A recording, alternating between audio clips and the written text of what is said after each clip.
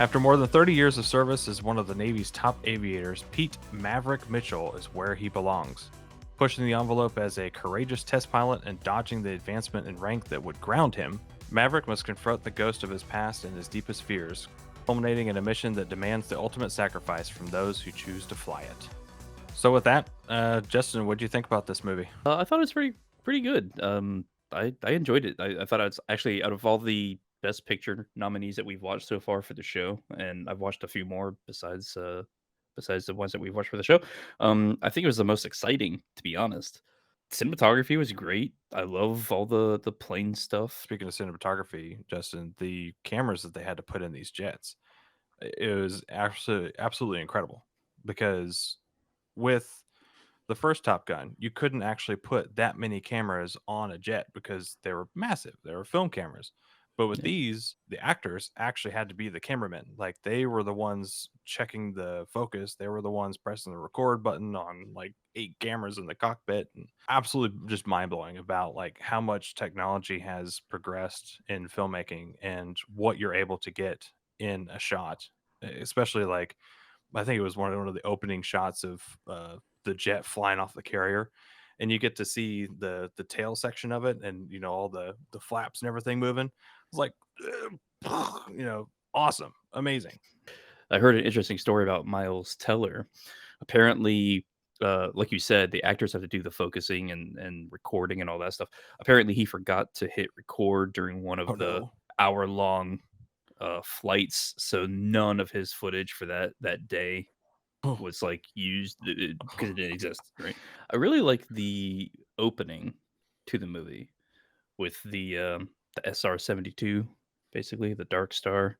The end of the test flight was my favorite moment in the whole film, where Yes, that was great.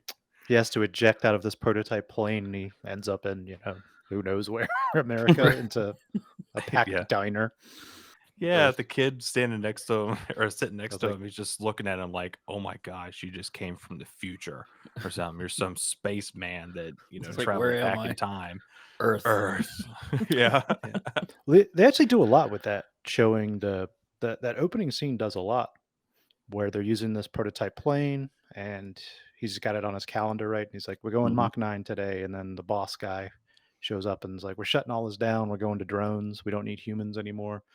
That's kind of what the whole movie ends up being about. The whole movie ends up being Tom Cruise sort of justifying why you need humans to do missions or Yeah. at least work with drone assisted flights. And they say it multiple times. It's not the Yeah. plane, it's the pilot.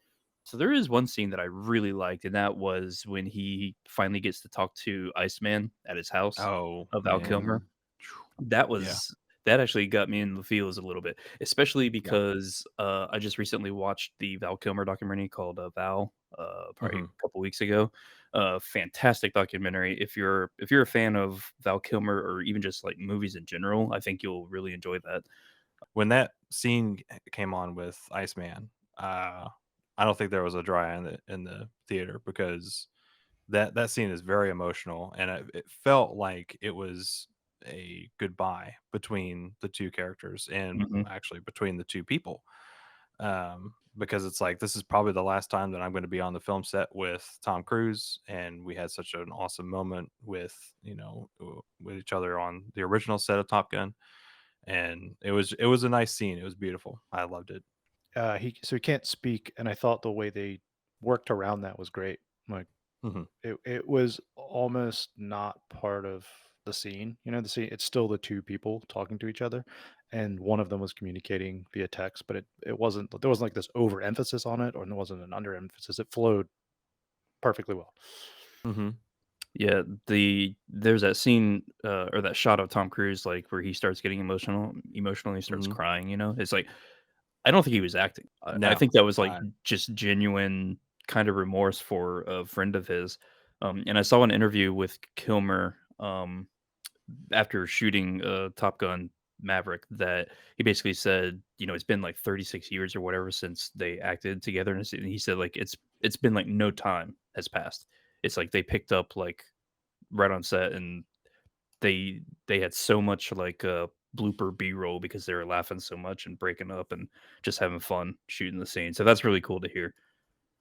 Yeah. You know, they used AI to create his voice too. He can't like speak at all. I found that just to be interesting. And again, it didn't like ruin the scene. The emphasis was still on the two characters, which I think it's fairly difficult to pull off something like that. And to do it without it overshadowing what's actually happening between the two characters is awesome.